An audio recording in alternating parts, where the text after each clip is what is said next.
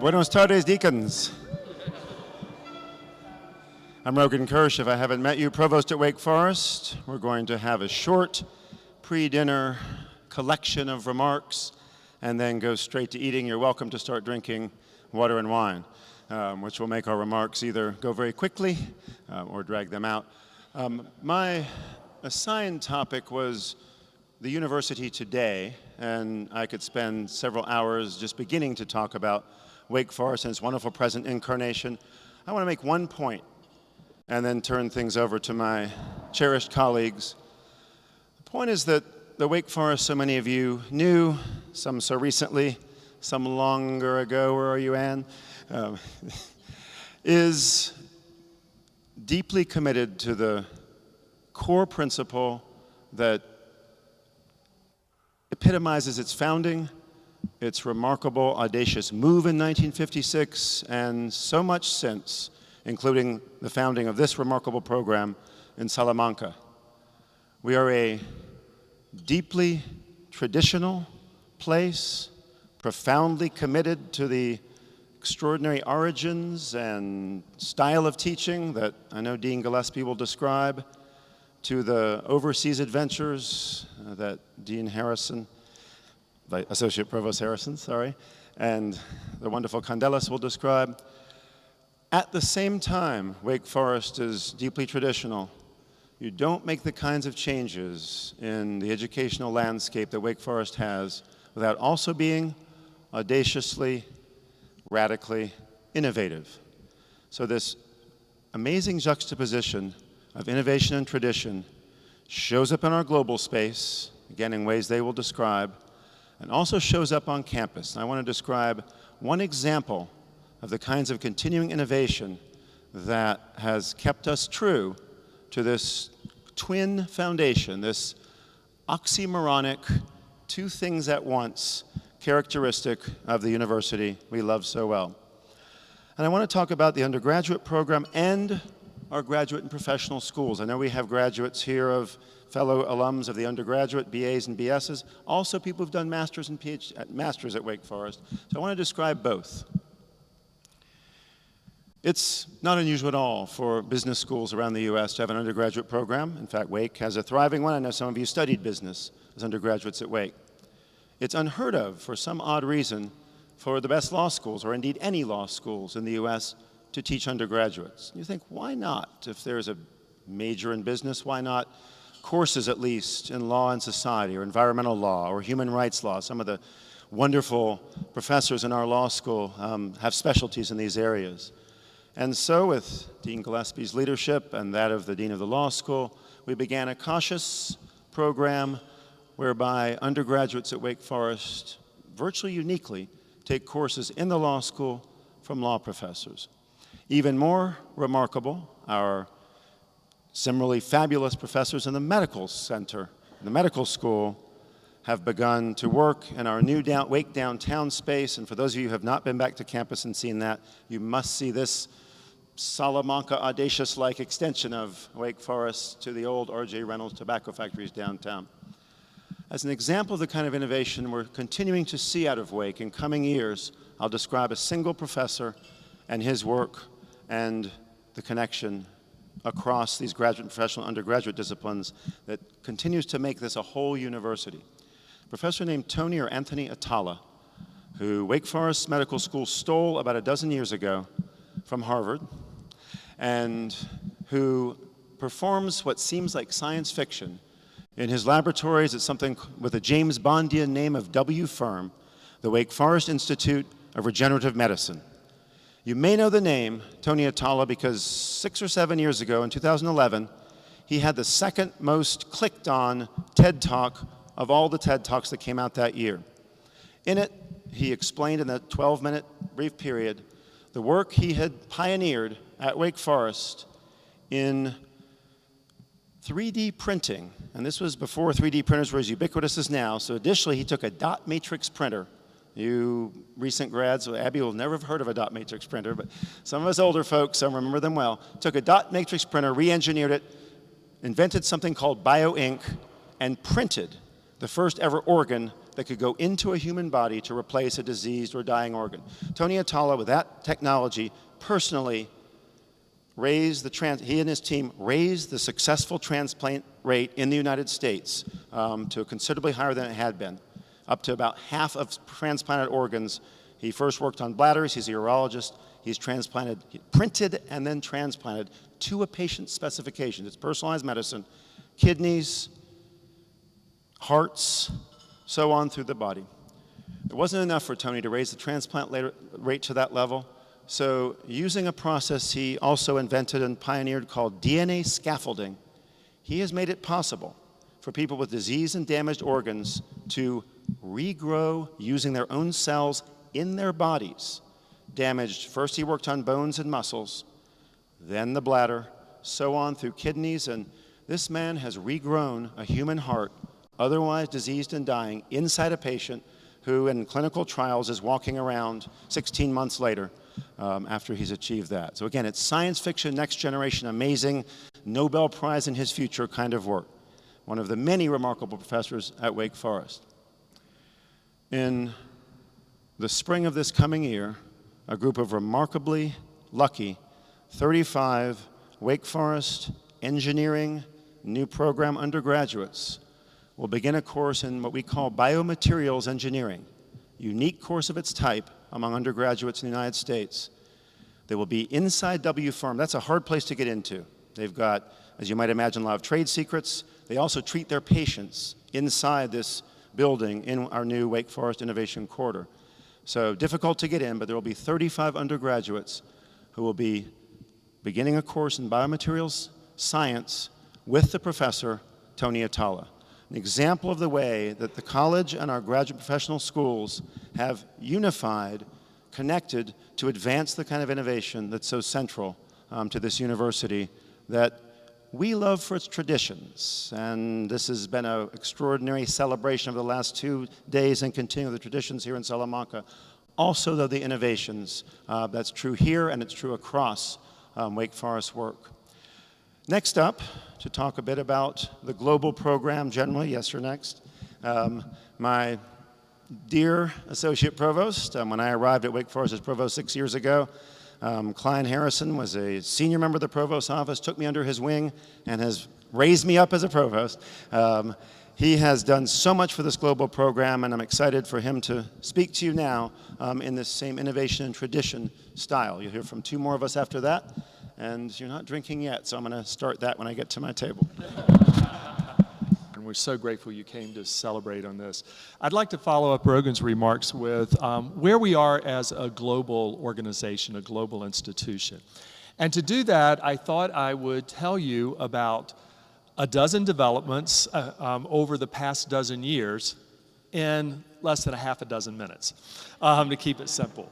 But anyway, a lot has occurred over the past 12 years. And the reason I picked 12 is because that's when I came into this position, and my position was one of the first developments I would identify in Wake Forest looking at the institution from a global perspective and thinking about it more globally. Prior to that, our study abroad program, our Wake Forest houses, and our Wake Forest programs, such as here in Salamanca, had operated rather autonomously, and it was very segmented, and there was no real unification. And so, fortunately, the administration felt that there should be an umbrella organization looking at the different aspects and the different, let's call them fragments at the time, within the Provost office. And so the first development about 12 years ago was creating my position, and I was fortunate to be able to serve in this role and begin to work with the university on some exciting things. The second development, I would say, occurred when we decided to change our name from the Center of International Studies to the Center for Global Programs and Studies, GPS, get it? And there was the change in name was intentional because for me, international implied more of a transaction between nations. It wasn't about thinking holistically and globally. And I felt that's what we needed to do as an institution. We need to think about not only the study abroad that occurs with our students going to other countries, but think about more intentionally about our students coming to Wake Forest and how we create a global international experience for them, and also what we're doing on campus. So it was very, as I said, intentional about thinking holistically. The third development, I think, is been so exciting for us as an institution to see our study abroad numbers grow. 12 years ago, we had about 60% of our students studying abroad for academic credit. This past year, we reached 74%. That will now place us, we believe, based on past trends, in the top 3 among U.S. universities in the country, research institutions, PhD granting institutions in the country. So we're really excited about that and hope that continues to grow. Along with that, our fourth development has been the growth among our international students.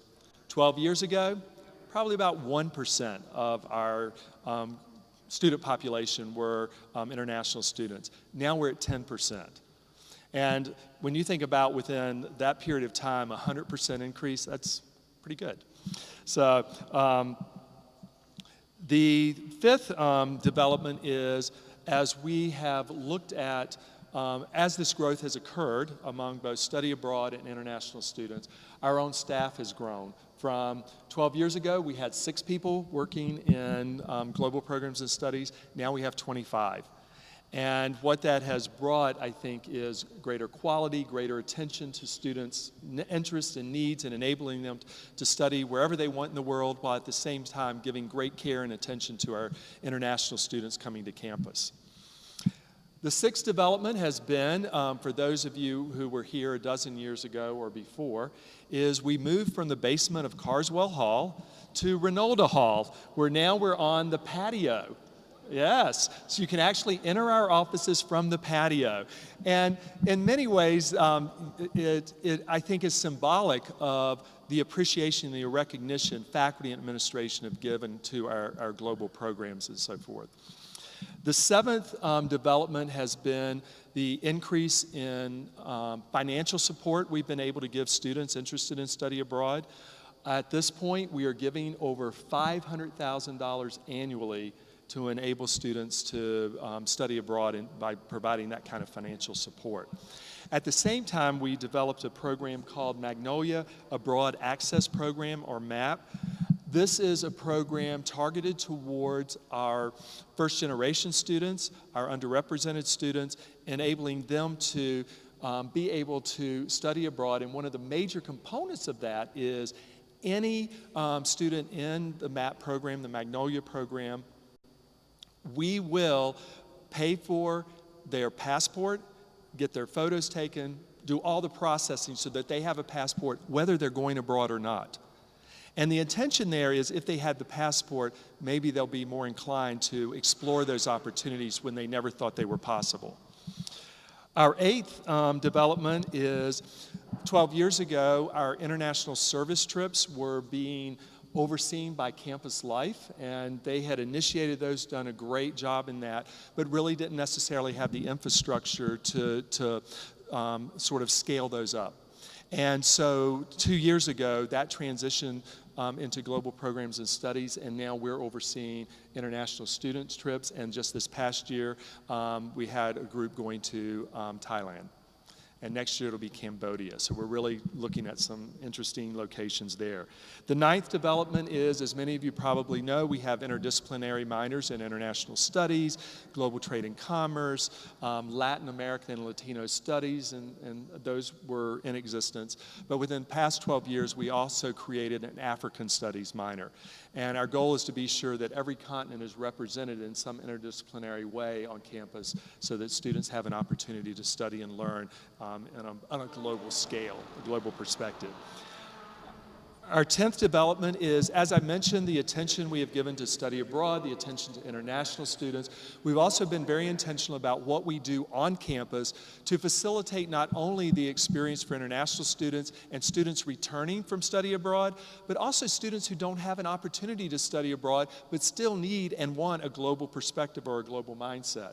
So a couple of programs we've created there is one called Global Villages. It's a living and learning community in one of the residence halls in which students not only live together, but also take a class together.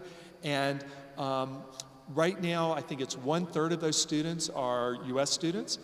1/3 are third culture students, US passport, but grew up in a foreign location. And the other third are international students.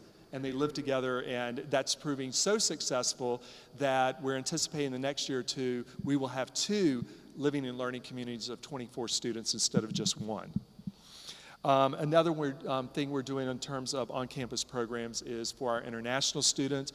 We started out with a orientation program of a week, and now we've expanded that to a whole year because we understand and believe that for our international students to be fully acclimated or more acclimated into the campus, that's not going to happen in a week. And we realize it's going to be a longer transition period, and we're working to facilitate that. And on top of that, what many of you would not have had the opportunity to participate in 12 years ago is what we call our cross-cultural engagement courses. This is opportunities for students to take a course before they go and study abroad, a course while they're studying abroad, a distance learning course, and then a course when they return that would focus on their reflection of their experiences while abroad. And so that's a new opportunity. Our 11th area of developments is the creation of new study abroad programs. So over the past 12 years, we created a study abroad program for our first-year students called Global Awakenings, in which students, after they're submitted to Wake Forest, they can apply to participate in our Global Awakenings program in Copenhagen, and that's where they start their collegiate experience in Copenhagen with our partner institution, DIS. We just had our first cohort of students go last year. It was, I will have to honestly say, more successful than we hoped. We prepare for, certain challenges and so forth, and it's just gone beautifully. We had 16 students, and we'll have 16 students again next year. So we're really excited about that. We also created a new program in the Southern Cone. Students spend 3 weeks in Argentina, and then the rest of the semester in Santiago, Chile. And this had been a dream of our Latin American and Latino Studies faculty to have such a program, and so we have that each year. We also developed a program in Barcelona. We had a number of our students, a significant number of our students, studying in Barcelona on affiliate programs. And we're going, why are we letting them go on affiliate programs? So we created our own program. It better ensures the quality of the program, better meets the courses that our students need, and it brings us in more revenue. And the fourth one I mentioned is our most exciting, and you heard a little bit about this, I believe it was yesterday, is our newest development is a neuroscience program here at Salamanca for our students studying neuroscience.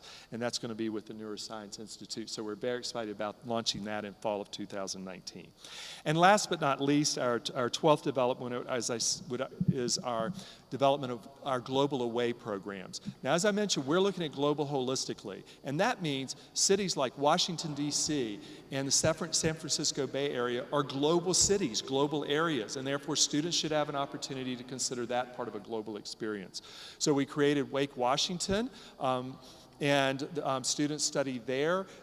It launched last year, again, to great success, and we see that continuing. And we're in the developmental stages of a semester program in Silicon Valley, possibly starting in spring of 2020. So we'll keep you posted on that. So those are a dozen developments over the past dozen years. But before I leave, I would say when all this was beginning about a dozen years ago, there was a certain future demon deacon born who happens to be with us here tonight. And so I think we should also acknowledge someone who's a dozen years old. So Mr. Taylor, would you stand up? Happy birthday.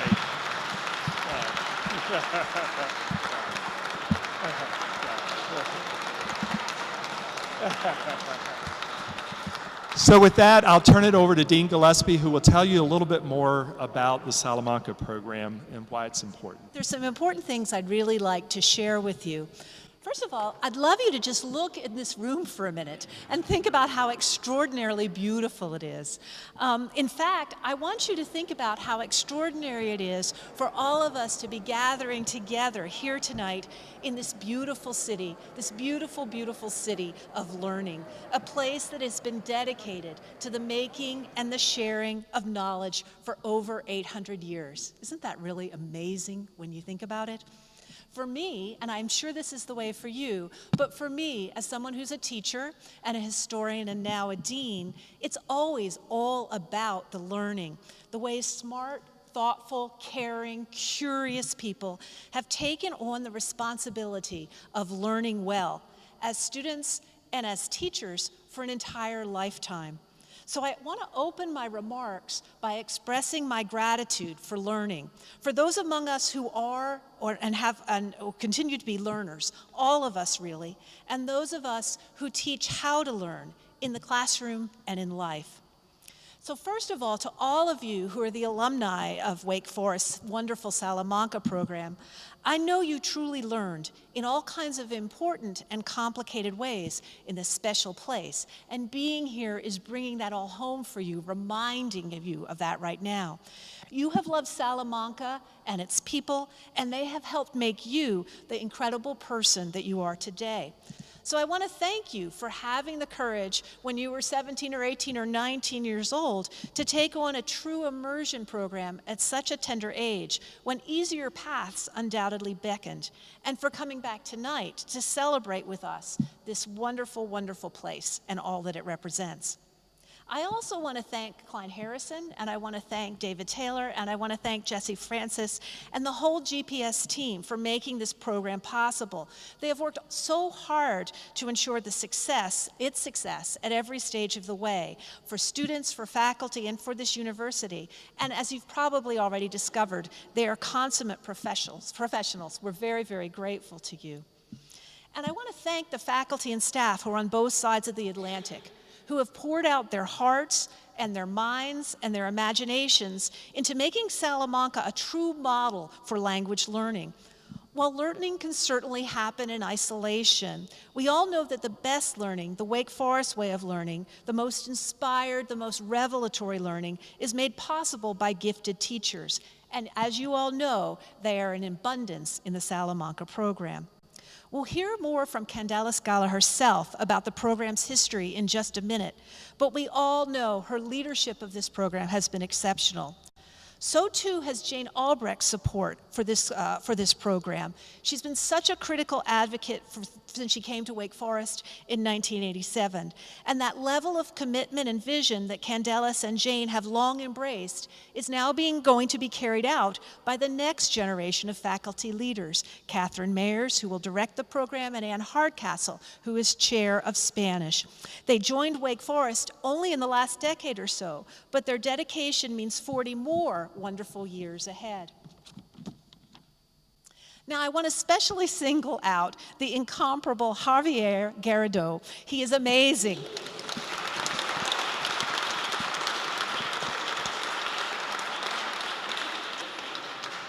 And Fernandez Diaz, too.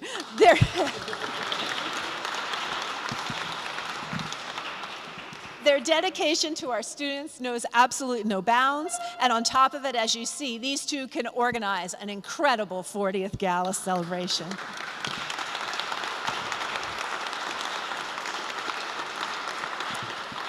I believe you all hold, as dearly as I do, what I consider to be three of the most important tenets of a Wake Forest education. These three tenets are pretty simple, pretty straightforward. That's sort of an ominous, right? Here come the tenets.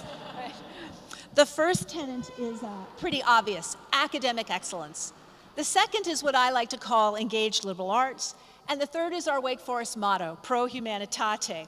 The Salamanca program truly exemplifies them all. Let me start with academic excellence.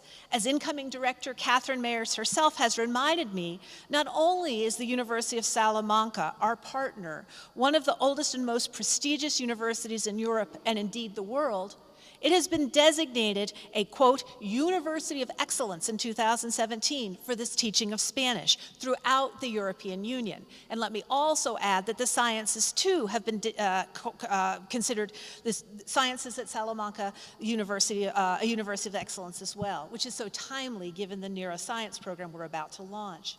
This program holds our students to demanding standards of learning, making it the exemplar, really, for all our other Wake Forest Study Away programs. And not only do our students benefit from this rigorous intellectual community, as Catherine has pointed out to me, so do our faculty. The opportunity to teach and live in Salamanca, which in a way is getting a break from teaching mostly elementary Spanish in an English-speaking society, coming here as a faculty member means gaining the opportunity to reconnect with the Spanish language and culture and enriching the content of our faculty's own research and learning, making our excellent faculty even more excellent at that. Then there is our second tenet, the importance of the engaged liberal arts. We at Wake Forest believe that a liberal arts education is the best education for a life well lived in one's career and in one's pursuit of meaning and purpose. As the Provost observed, all those values we hold in such high esteem in a liberal arts education: critical thinking, communicating effectively, appreciating diversity, being open-minded, all these occur in language learning right out there.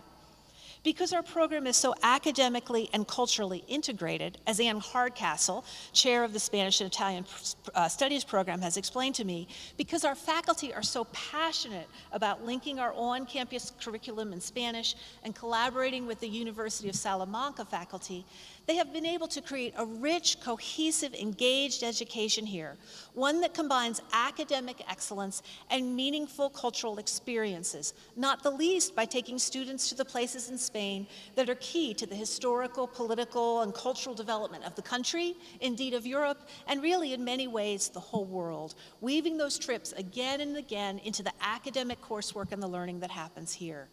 I believe this kind of integration, which I think everyone in the program has actually almost come to take it for granted, it's just part and parcel of this place, is it indeed quite special, quite unique, because it creates the deepest, best kinds of learning. Salamanca, I would submit then, leads the way in showcasing this critical concept of the engaged liberal arts for Wake Forest and all that it achieves and invites for our students. I want to close my remarks by celebrating the ways this program acts out our beloved motto of Pro Humanitate. Yesterday in City Hall, we heard the mayor's office champion our Wake Forest students as citizens and ambassadors. Indeed they are. You are. In a world that is too often fraught with cultural, political, and social differences, our students have sought out opportunities to study Spanish language, Spanish literature, art, architecture, history, and to live and socialize with Spanish students and Salamancan families in their search for deeper understanding and more humanistic connection. Anne recently told me why she thinks the Salamanca program is so important to Wake Forest and really to our alums and what they do in the world. She stated, and I'm quoting her here, "It is a deep act of respect and commitment to equality to live in someone else's world, linguistically and physically, and to accept the changes, both awkward and wonderful, such a move brings. It is a scary, exhilarating, humbling, and overall amazing experience to succeed in communication and empathy with others through language." I agree with Anne, and I bet you do too. To my mind, this is what the Wake Forest ideal of Pro Humanitate is all about, what our students live, learn, and breathe while in our Salamanca program, and believe in and do for the rest of their lives. Thank you. But I promise you that it's going to be like a 101 history of the Spanish program, which means that I'm going to be covering a lot of ground in a very short time. How did it all begin? Well, it began with what I call the shift. And what shift, you may be wondering, is not as big as the Big Bang, but close. I'm referring to the one where emphasis in the teaching and learning of foreign languages in the States shifted from French to Spanish. Can you hear me? Yeah. When I started my career at Wake Forest, the strong language was French. like it was at most southern universities, and it was less in the northern universities. But increasing numbers of students were signing up for Spanish courses, and faculty and administrators did not know how to handle this shift at first. Administrations, as we know, are not quick in making changes. Sorry, administrators here present. But the increasing registration numbers for Spanish were quite eloquent in making the point. As this shift continued, the idea of a study abroad program in a Spanish-speaking country became more and more justified. At that time, and I'm talking about the 1970s, Spain seemed to be the country with a more developed infrastructure for the establishment of a study abroad program. Besides, most professors in the department at that time specialized in the literature and culture of Spain. What began as a one-semester program in the fall evolved into the two-semester program we have today, and later on we added the internship program during the summer session, which continues to this day, and as time progressed, we added the global trade and commerce program. And new opportunities continue. Just a couple of years ago, the Spanish department began a summer program for students who have completed the language requirement. What better way the faculty felt to show students that a language requirement makes sense in today's world than bringing them, the students here in Salamanca, and immersing them in the Spanish language and culture. But okay, I have advanced in time by mentioning the various enriching additions to the original program. Let's go back to the initial time, that is, the creation of the program. This is what I call the hard but exciting phase, first phase. And I don't know what I'm going to do with this paper. Okay, all shifts, and much more those involving a move, like the one starting a program in Spain, are both hard and exciting. The first challenge was where to establish the program. It had to be a place where students could experience the depth and breadth of Spanish as a language, of practical communications, as well as an artistic and cultural tool.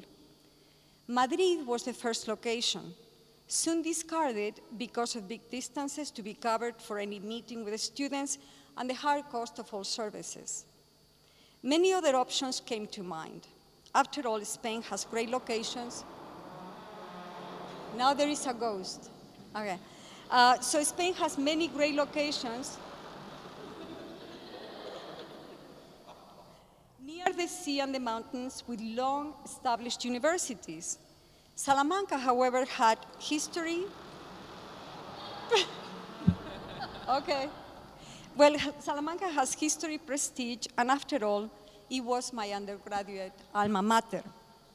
Where else could students share the same spaces that at one time occupied Cervantes, Fray Luis de León, Fernando de Rojas, and many other figures in the literary and cultural world? Where better to study the role the Dominicans played in facilitating Columbus's journey to new worlds and then establishing the human rights for indigenous peoples? Where better could the predominant view of Spain, so extended in the States as the land of the Inquisition, be balanced by the writings and actions of people like Francisco de Vitoria, the independent spirit of Fray Luis de León, and others? Okay, Salamanca was the place. But the hard and exciting phase continued. The program was to be different from the existing European Wake Forest houses because we did not have a physical space, because students and the director would live apart, not under the same roof, and because it would be an immersion experience. Students will live with local families, all courses would be taught in Spanish, and no English was going to be allowed. Courses? Which ones? To begin with, the traditional ones in Spanish language, culture, and literature, of course. But soon, the idea of making Salamanca be a more curriculum-inclusive, multidisciplinary program became more and more meaningful. It was not easy, and at times hard, to discuss with many campus departments the notion of approving as Wake Forest courses in their disciplines, courses to be taught in Salamanca and in Spanish. But the hard work paid off in the exciting array of courses Salamanca offers now in anthropology, psychology, politics, art, film, business, marketing, biochemistry, physical chemistry, economics, international education, astronomy, history, physics. And these are all Wake Forest courses. Another aspect of the hard and exciting phase. Did you know that for years, the semester directors in Salamanca had to take care of every aspect of the program? And by that I mean recruiting students, interviewing and selecting, organizing the airfare, all the trips in the country, including reservations of buses, hotels, meals, and even acting as tour guides. So it wasn't just loose. We were out there, okay? And we also had to supervise courses and teach. And we had to find an apartment each time because the program was only offered during the spring term, so it was not possible to rent one for the whole year. Cursos Internacionales, or the Office of International Studies at the University of Salamanca, was a major support during the early years and continues to be essential for the functioning of the program. I wish to thank the people with whom we have been working for many years. They are not here, but they joined us yesterday. Yolanda, Carmen Mota, Marisol. Their support is fundamental for the success of the program. And as I was saying, Salamanca semester directors were very much on their own. And because they had to wear different hats, things not always went as smoothly as one would have wished. While directing the program on site one semester, in my function as tour guide, I took my group of some 25 students to Toledo. I also had with me my daughter, Isabel, who was 5 at the time. Walking through the labyrinth-like streets of Toledo, in search of the house museum of El Greco, I saw a house which looked like it from pictures that I had seen. Leading my group and my child, I stepped into the house where in the middle of this gorgeous room, a man was standing with a paintbrush in front of a canvas, a modern reenactment of El Greco himself, I thought. Very politely, he asked me what I was doing there. Well, we are here to visit El Greco Museum, I said. Very politely again, the man said, well, this is my house. The museum is all the way down the street. Another time, I was wearing my director hat, which did not seem to have much of an effect in dealing with a bus driver for one of our group trips. And this is not the Jose Luis, wonderful Jose Luis that we have now. It was another person. At the time, I was young, and my small size did not help in asserting my authority. Besides, I was a woman. The driver, complaining all the time about traffic and difficulties in parking, and using a language filled with expletives, was changing my itinerary as he pleased. Since all my requests to follow the itinerary did not work, I had to ask him in no uncertain terms to stop the bus and stepped out of it. Standing as tall as I could in front of him, I told him who was in charge. That is me, not him. And on those terms, we were going to follow the itinerary I had prepared. His role was to drive, and zip it.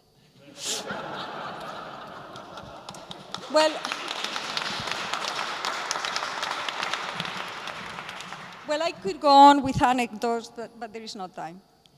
These were the early years, but Wake Forest was gradually looking at study abroad in a more systematic and institutional way, which leads me into a second phase, the recognition, support, and life is beautiful phase. Or in other words, the golden age.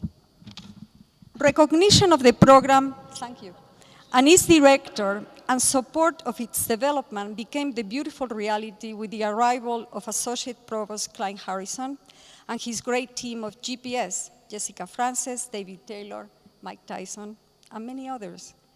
This wonderful group of people are here with us to celebrate this anniversary, and to all of them, I offer a salute and give my gratitude.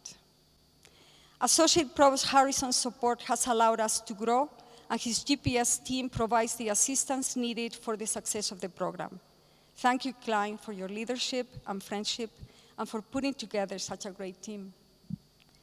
The golden age, I call it, because besides the tremendously good relationship Salamanca and GPS hold, I found another companion to continue developing the program in the person of Javier García Garrido, right there, who holds now the title of on-site director. Javier is here, of course, and I hope you all have met him.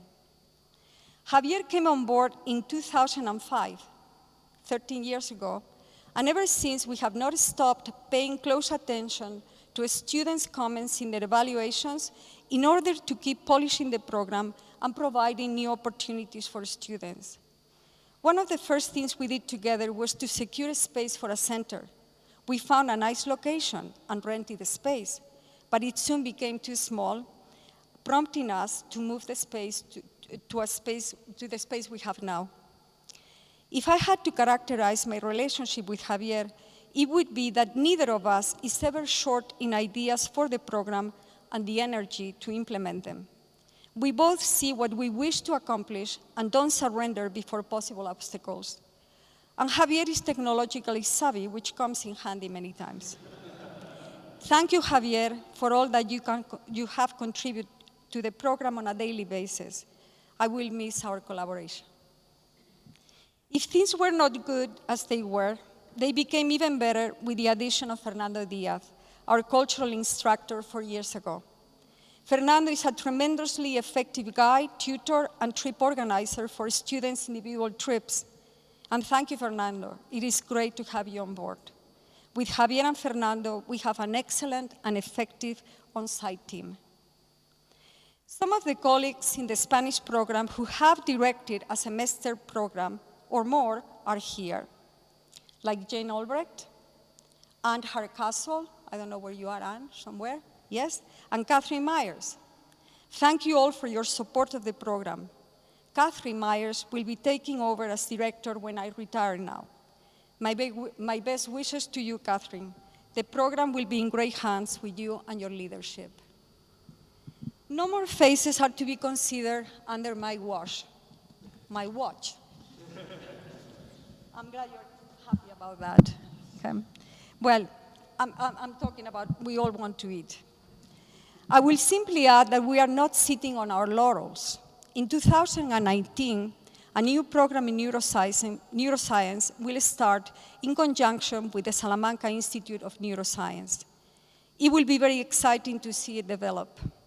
I would also surmise that the Salamanca program will continue to offer courses in a wide range of disciplines that will allow students to meet requirements while experiencing another culture here in Salamanca. I'm also hopeful that the faculty enhancement program that we started some years ago will continue so that Wake Forest faculty may choose to come to Salamanca and develop professional projects of research and collaboration and or teach seminars to Salamanca students. And likewise, Salamanca professors will go to the Wake Forest campus and develop similar links with our faculty and students. In the long Renaissance tradition of Salamanca, I hope the program will be perceived as an extension of the mission of Wake Forest in Spain, whereby faculty in both institutions connect and collaborate. Students have the opportunity to immerse themselves in the Spanish culture, experiencing it firsthand, not in translation, and the departments representing the various disciplines perceive Salamanca as their own program abroad. I want to thank Provost Rogan Kersh and Dean Michelle Gillespie for their interest in the program and for having come here to this reunion. I also thank Wake Forest for the opportunity I was given to direct this program for all of these years. Certainly a most rewarding and enjoyable experience in my professional career. Thank you. Please stay here for just a second.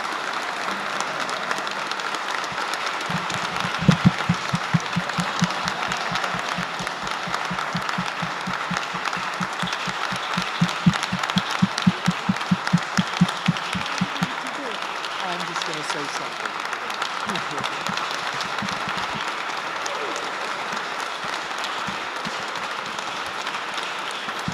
I want to say you have heard so much about the success of our Salamanca program. Many of you here have experienced that success. And all of you know by your applause and your standing that you know primarily that's because of Dr. Candelas Gala standing here this evening.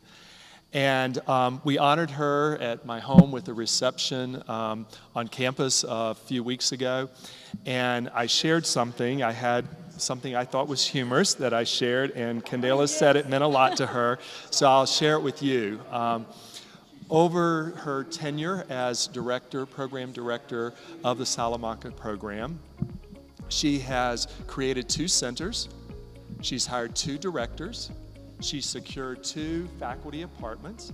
She's established 2 additional programs, neuroscience and global trade and commerce, and that's for a 2-score-year-old program. When you add those 5 2s together, you get a 10, and that's exactly what this individual is. She is a 10.